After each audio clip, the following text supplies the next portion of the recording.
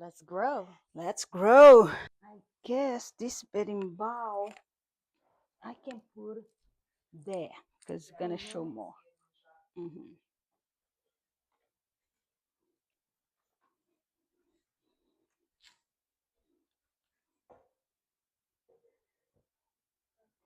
Esse berimbau se chama Rogério. Rogério. Ah, Ô, Rogério. uhum. Por que Rogério? Porque eu tinha um namorado Hum.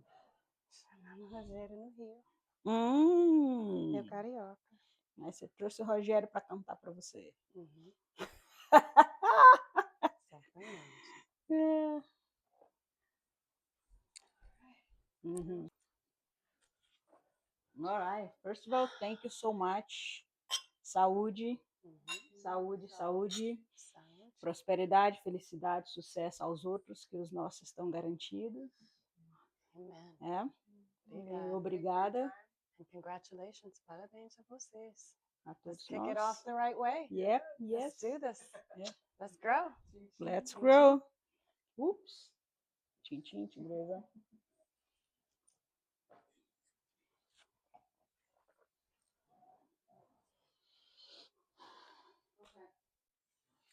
So, welcome back, everybody. This is the Being Human podcast where it's safe to feel seen. It's a safe space to express. It's a safe space to discuss the experiences of being human. Today, we have this very lovely guest. Jenna, I'm going to hand it over to you so you can introduce yourself. Thank you. Welcome. So glad to be in your conversation and in your circle, and most importantly, your friends. It's a pleasure. I am excited about this conversation. I don't know where it's going to go, but I feel seen. I feel safe already. So There we wherever it go. goes, I know we'll be together in it. Yes, we will. Hello, everybody.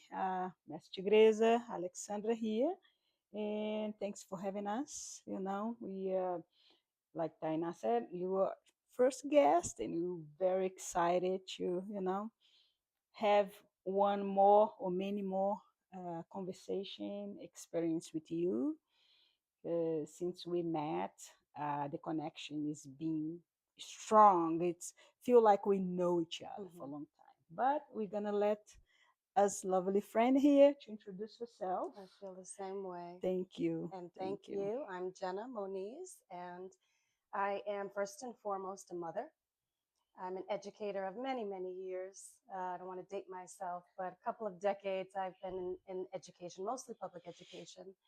I've taught mostly domestically, but also abroad. So I've taught in Brazil, I've taught in Africa, West Africa, and Southeast Africa, and am excited to have a conversation about energy and the empirical science around energy, as my last 20 years or so have been really delving into studying what makes us human and the nervous system and regulation of the nervous system. And to be honest with you, in a lot of ways, it's been the science that has explained a lot of the questions that I've had since I was a child. So I'm excited to get into it. Okay, well, I'm glad you already you opened up the doors because we're gonna get right into it. We are, but where are you from again? So originally, I'm born and raised in Connecticut, next to New York, but my family is from the Cape Verde Islands, Cabo Verde. Beautiful. So West Africa, and that is where I am proud to claim my heritage and my ethnicity. But I like to say I'm also an honorary Brasileira, honorary Jamaicana, and honorary this and that. But we'll get into it a little bit more in terms of like my experience and why I feel so close to your beautiful culture. Beautiful. We are very excited for this conversation. Likewise. This experience and journey with you. There you go. So you mentioned a couple of things already in terms of energy work, and I'm not going to spoil this for us, but healing coherence. And I'd like to hear what your role is. Break it down a little bit to us about your background on what kind of work you've done around energy and why it's so important to you.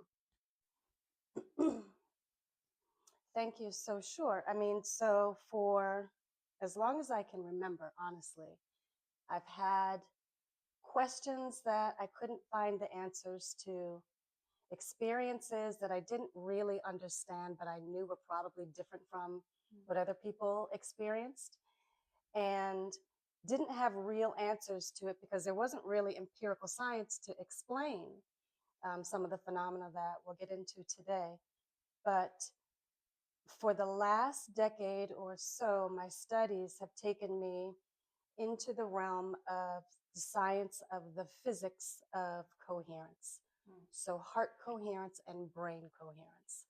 And when we say the term coherence, lots of ways that we can look at it and frame it, and we'll get into the logistics of it. But it's understanding essentially what makes a human function. So, your nervous system, or the conversation between the brain and the heart, is, if we were computers, would be like our operating system. So it's tapping into the operating system of our humanity and who we are and what we're connected to, where we come from, and all of the levels and layers of how our nervous system, as almost the motherboard of our physiological body, our emotional body, our mental body, our spiritual bodies, it's like the root and the source of our health and our well-being, the root and the source of our healing, and the root and the source of how we show up and create in the world.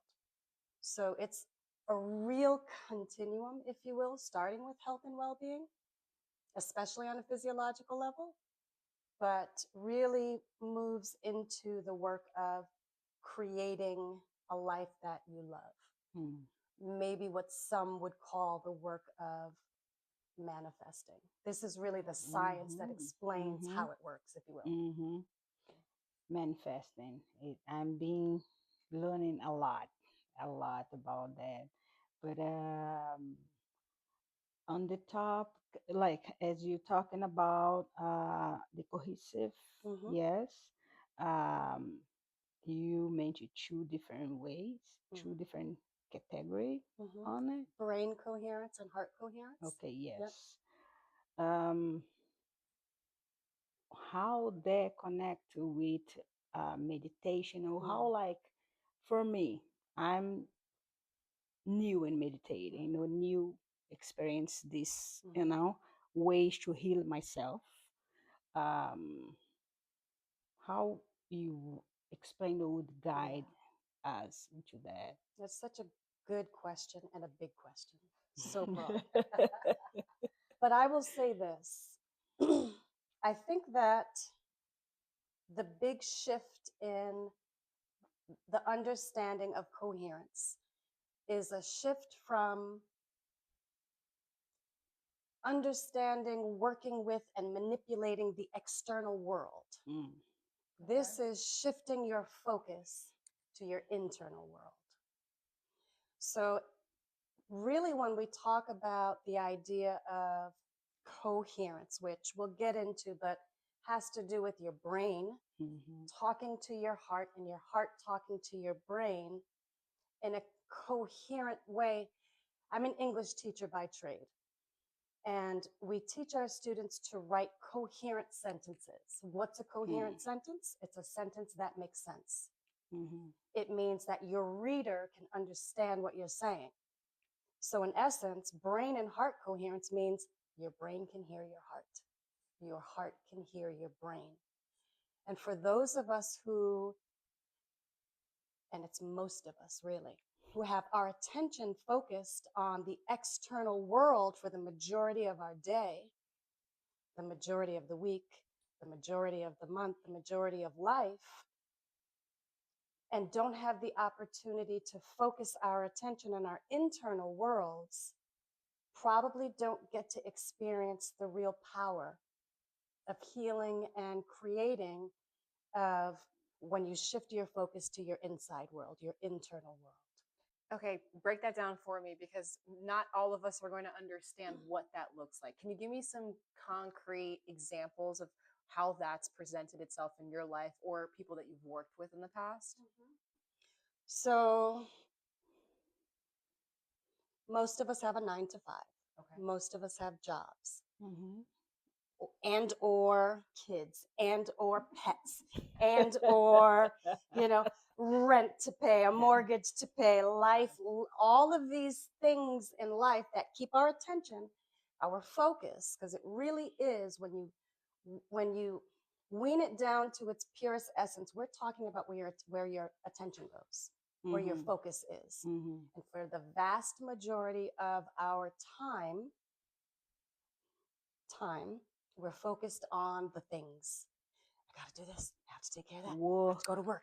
I have to pay the bills. I have to take care of the responsibility, kids. yes. Responsibilities that keep your focus, literally what you're paying attention to, Mm-hmm. what you're aware of outside of yourself, Okay. as opposed to taking time to shut off the external world.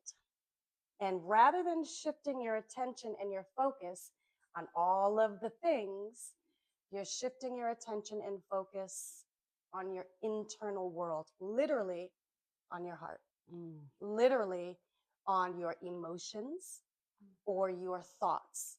Mm-hmm. So, thoughts are the language of the mind, and feelings or emotions are the language of the heart. And it is paying attention to these as a beginning, as a doorway in, that become your doorway to creating the healing that we need on a physiological level, creating um, I don't like to use the word manifesting, but being able to create the life that you want to create by way of placing your attention on your thoughts and your emotions, your brain and your heart, and encouraging them to work together coherently so they hear one another. Mm. They're working in alignment. They're working together, and they're working for you, because we're always manifesting. We're always creating. The truth is, though, we're usually creating by default, meaning Mm-hmm.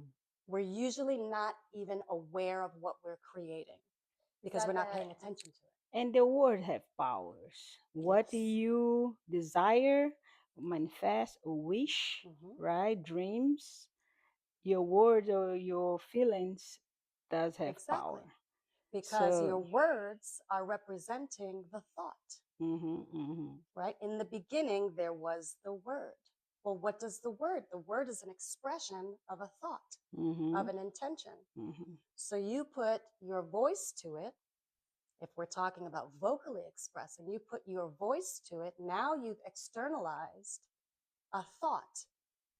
So if you're saying things like, oh, I'm so busy, I'm overwhelmed, I'm broke, I'm I'm fat, I'm all of the things that we often, verbalize, we don't even realize by default we're creating more of it. And mm-hmm, the stronger mm-hmm. the emotion that powers the thought, the stronger the creation of it, if that makes sense. It does. So, like, if you are really adamant, you really feel strongly about a thought that you have, then it's either going to work for you or against you, depending on what the emotion is that powers it. Mm.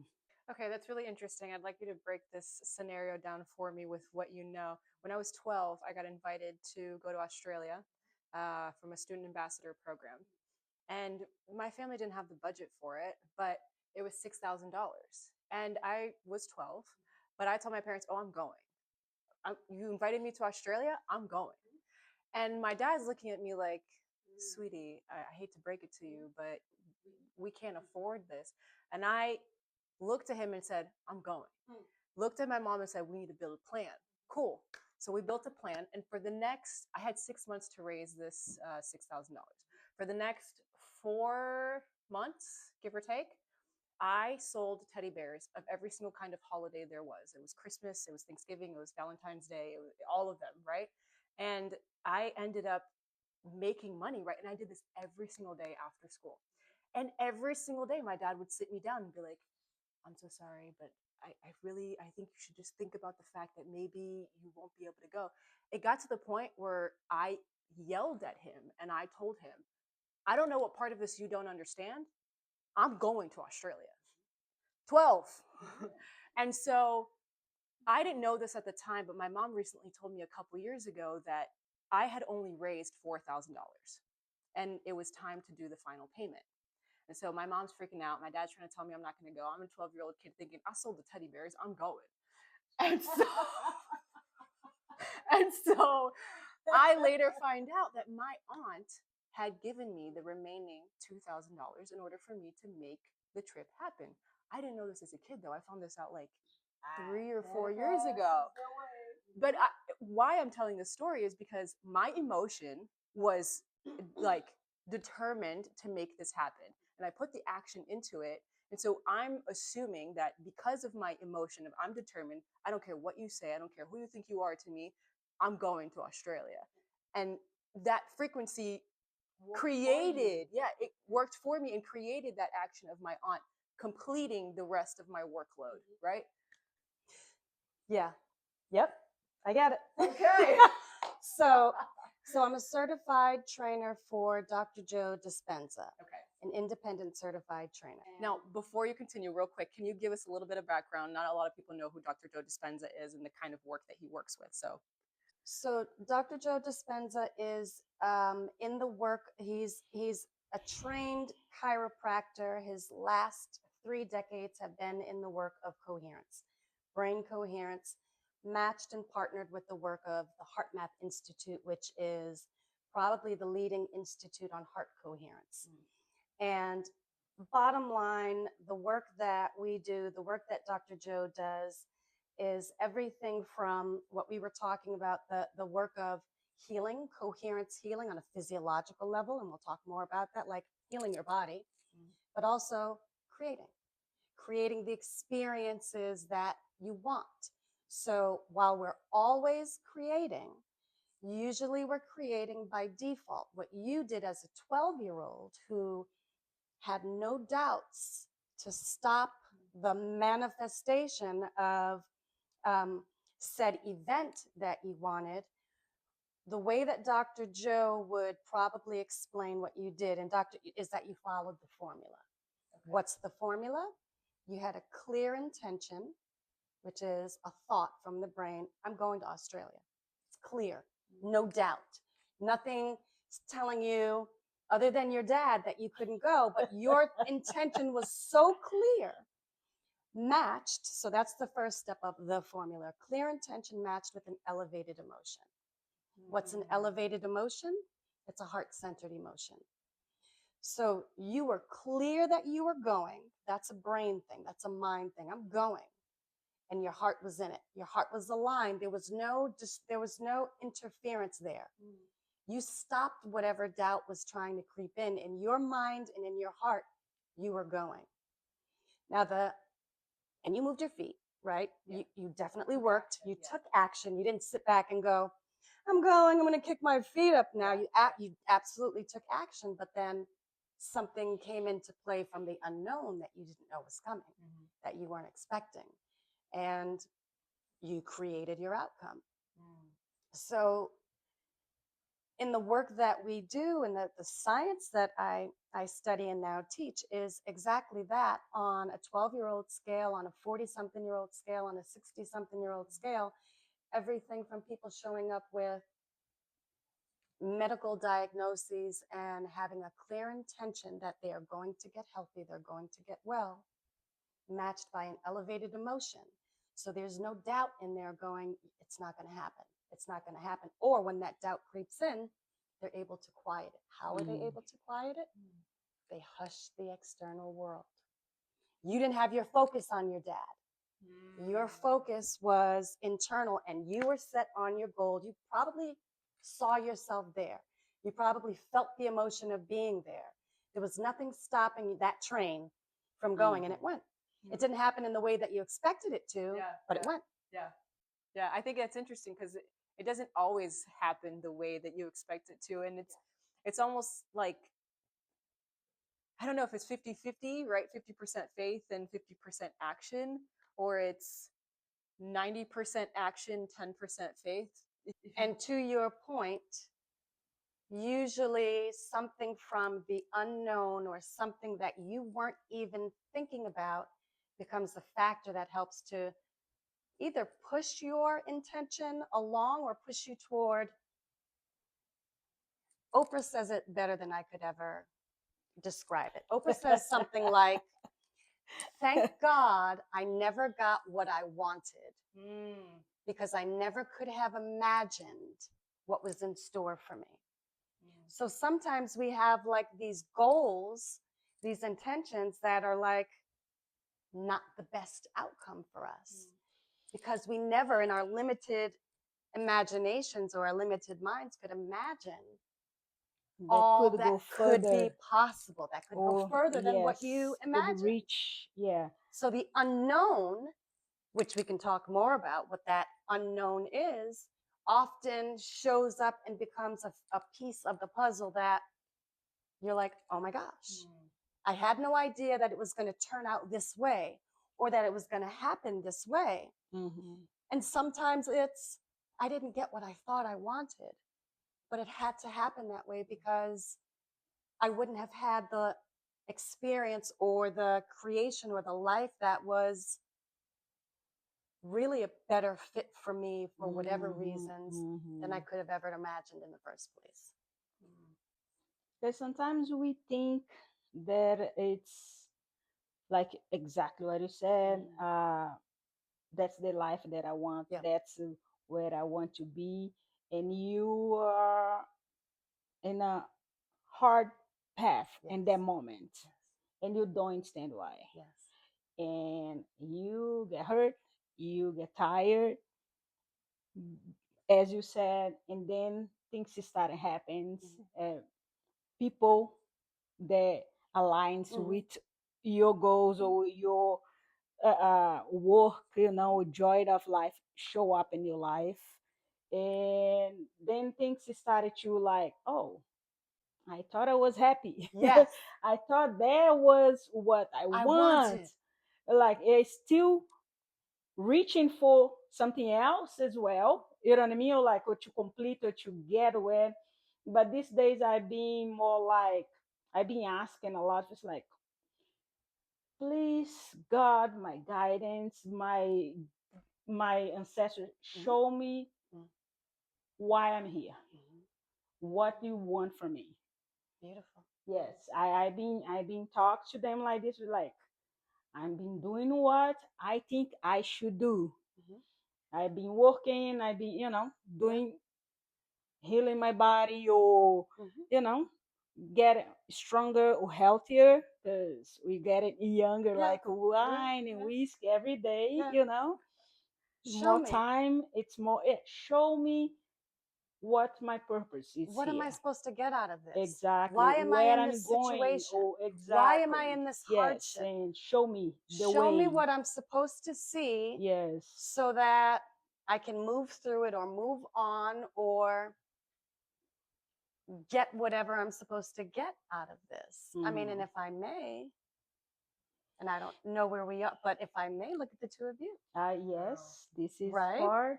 This is a big part of You where I may or have been and where we are, where I am, and happy.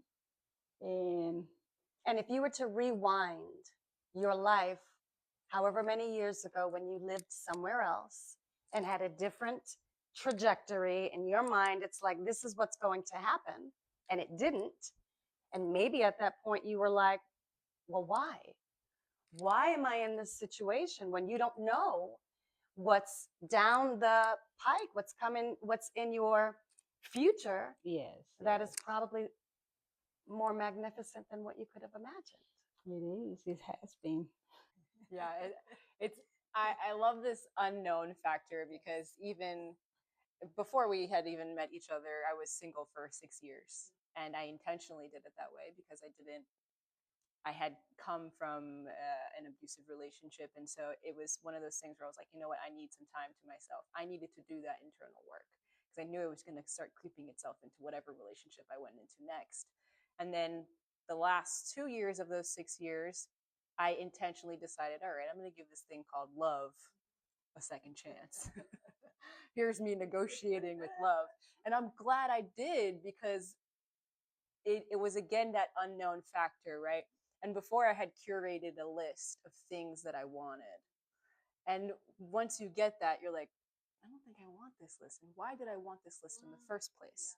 You create these set of belief systems in terms of what you think it is that you want in a partner, versus what really helped was the feelings that I wanted from being with that partner, which is Yes, yes. we grow up in a system, right? Mhm. A household, that system that your grandparents grow up, and then your parents, and then you grow up in the In the same. similar cycles, Exactly. So like similar that's what you thought know. patterns, Exactly. emotional patterns. Yes. That's what you know. Yes. And as children, right? Like it's literally becomes the neural networks that are, we can see them now. So, right, your brain has 100 billion neurons, and they make connections with hundreds of billions of other neurons, countless, almost infinite connections. And a connection is an experience. A connection is learning. This is your schema. It's literally written into your brain anatomy. We can see it now. We can measure it. And a lot of that gets cemented in when we're children, right? When we're babies to, right? We start off, babies sleep, infants sleep most of the time because they're in delta brain waves. I'm so glad you're bringing this up. Yes. And then as toddlers move into slightly faster brain waves called theta brain waves. And when you're in theta state, we reach theta state 2 times a day, when we're waking up and when we're falling asleep. It's this liminal in-between stage spot of halfway awake, halfway asleep. Isn't it the easiest time to reach your subconscious too, when it comes to reprogramming those neural connections? So part of the work that we do, back to meditation, is learn how to, by practice, because every time we practice something, we fire and wire a new neural pathway. It actually gets written into the anatomy of your brain. And the more that you do it, the easier it is to come back to.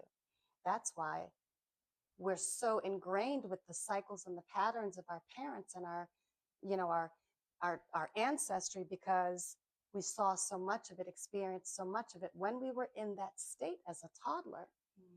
And what happens when you're in theta state is your analytical mind is shut off, meaning you're not critiquing or analyzing anything that's coming in. That's normal. That's normal for you. You accept it without any question. That's why the infomercials and like the whatever the shopping network channels come on at that time of night, because they know In that, you're not you're halfway awake, you're on the couch, vegged out. You're not questioning, do I even need the new copper pot that they're trying to sell me? I already have 4, but because your analytical mind is shut off, it's going directly into your subconscious mind. And so as a child, everything that goes in is accepted as the truth.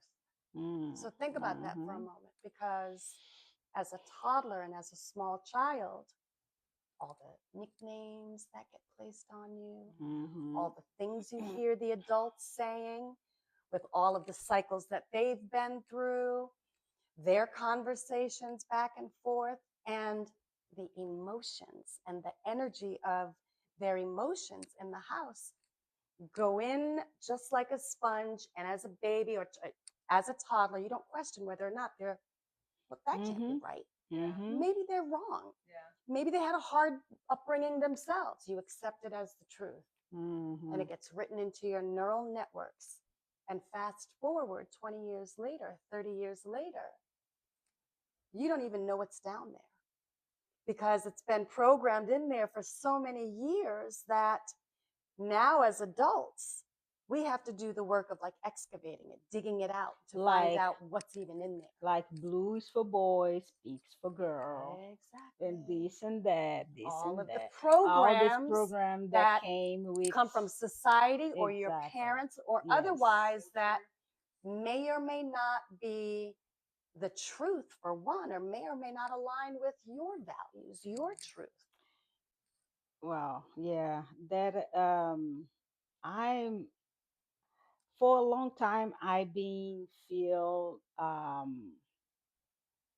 my body, my conscious, my subconscious asking for more, missing something, or in standing, like oh, I'm very root in my culture, in capoeira, like but I still missing a lot connection with my roots in Minas as well, in Africa, like because like it's deeper, it's really deep. There, like I wanna feel more. I wanna feel. I wanna get more into it. Wow. And since we met, and we having conversations and things like that, like, and then exactly after we met, and I've been asked, like, I need more of my roots, like, to I wanted to offer because I travel a lot, I meet a lot of people, and I teach a lot. So I want to be able to offer or pass on more of, as generation to the new generation, more of us ancestors or even my experience that I've been living in. Amazing. And as we discussed and after we met, we start talking more about manifestation and meditation. That I always loved the word, but I never really practiced before because I was more connected to the outside world. Like I'm busy, Busy. I We're too running busy. and have to do Who the this. hell has I the have to time do to that. meditate? Exactly. And First of all, and something Taina right, does, exactly. like as we going to bed or like wake up, my eyes in my eyes is half and open. What is the intention of the day? And my brain before was like, I don't know, I did not even wake up yet. Yeah. Why am I thinking about the intention of the day? Like the day. You hear that internal conversation, though? Exactly. That's like in like my head, whole. what? Yeah. They're like, do you want me to think about the intention of the day now? Like I did not even open my eyes yet. Yeah. But exactly in that moment and instant more, I like, oh, and these days, like we did. I asked. She asks me too. Wow. I did ask. And in the morning, when their birthday, I wake up like already, saying like, well, thank God for today is the day that you're born. Wow. And to guide you into today, Wow. to my life. And and it was those kind of things that like I've been learning more and more. And I always believe the world have your power, your brain, your subconscious, your sixth instinct. We all have, but it's like you said, it's not everybody that know how to use it or touch, you know. Yes, and meditation that we're doing these days, I can see the colors of the chakras. Yeah. I didn't understand what that was. And I was kind of like, what's going on here? All the colors, I see all the colors like bubbling in my face and doing this and doing that and doing this, coming in and coming, going this way, coming this way. And I do it with my eyes open and with my eyes closed. Okay. Yes, please break this down for us, Jenna. Please, please. I see you. So many things, and I'm like, don't forget this. Don't Keep going, keep going. But I'll start by saying I think it's pretty fair to say that you two are special. Thank you. Puzzle pieces, The for three sure. of us. You Sure. are like, And yes. let's, humility for sure, but you probably don't meet a whole lot of people that you can have this conversation with, or am I? So you're there. you were probably a very different, gifted, strong-willed 12-year-old. Yes, yes, you can. My mom can confirm that. Good Lord. In your adolescence, that you needed time to go inside. What you're explaining, Mestre, in the colors that you're seeing through by way of the chakras or energy centers. So we all have different gifts, right? We're all born with unique gifts. That I don't have that gift. I don't have that ability. I don't know, who has that kind of clairvoyance where they're able to see the colors of your energy centers. It's and I'm saying that just to say you all have you have some special gifts, right?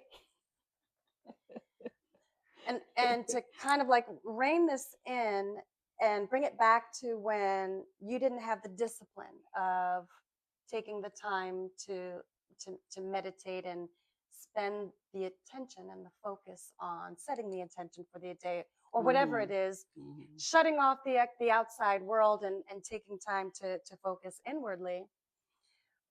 What Dr. Joe would call the big three are usually the three major things that get in the way of change, that get in the way of meditation, that get in the way of doing the work.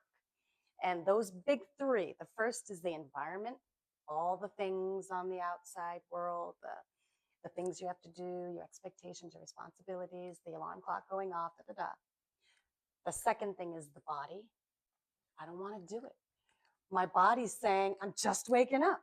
Why would I want to do the work of meditating? I want to wake up, or I want to go to. The body doesn't want to do it. Usually, your body's going to say, tomorrow or Monday, I'll start in 5 minutes on Monday. I'll do the thing. I'll do the thing later. The body's not going to want to change. Why? Because we've had all of these years of the programming, the wiring of that habit. You're breaking a habit. So, and a habit, breaking habits take breaking the big three: your environment, your body, and time. I don't have time to do this. I don't have time to do that. I'm committed to doing something else. I'll start on Monday. I'll do it another time because I just don't have the time to do these things. And even so, like, I've been here for the last few years with people that treat me, massage and chiropractic, acupuncture. Like, well, you have to do yoga. It's like, I will. Like, oh, I will. I will get into this. I'm gonna put in my schedule. I'm gonna make time. I'm gonna make time for it. And to like this last year, my body hit the point that like do something. Now you no longer have the option to put it Exactly. off. You have to do it. Back against the wall. Exactly. You don't have a choice. So is those kind of thing like meditation and healing myself and giving myself the time to heal and give myself time for me, Sure. not just the external world. And I never will have patience to do yoga because it was too slow for me. Like Let's face it. Yeah. Is meditating, right? Initially, anyway. Is it exciting? It's like boring as hell. Like who wants to sit down and literally do nothing? It is exciting. Like when we like doing long distance. Yeah. We did this meditation. I fall asleep. Sure. It would be funny because it'd be like FaceTiming, and I'd just hear her snoring. Yeah, on the other And like, I wake up like 1 a.m. Yeah. Oh my God, Right. what happened here? Right. Where did we leave off? Where? Good night. Yeah. I talk to you tomorrow. Yep. Like, I was gone. And so you needed to sleep. Your body needed to rest, and it needed to break the habit of the discipline of staying in that place, that liminal spot between awake and asleep, to where you get to the point where you said it. You can do it with your eyes closed or your eyes open. You can literally meditate with your eyes open. You don't have to be eyes shut. The only reason that we close our eyes is to quiet down the outside world. It's to hush the noise, the distractions. Because this literally is the work of focus and attention. And your focus, your attention is like, it's like a camera. And if you think of a camera and the aperture, like the opening of a camera, the work that we're doing is literally opening up your camera lens, the aperture, to see and experience more and more and more. Yes, Hmm. yes. I'm gonna pause. Yeah, We're gonna pause. We're gonna take a little break. Come on in. Come on in. Come on in. Come on in. Get in here! Get in here! Get in here! You're good. You don't want to do that now. It's okay. I'll pause it. It's too dark and cold out here now. Oh, look, you brought your adventure stuff. You going out into the wild tonight?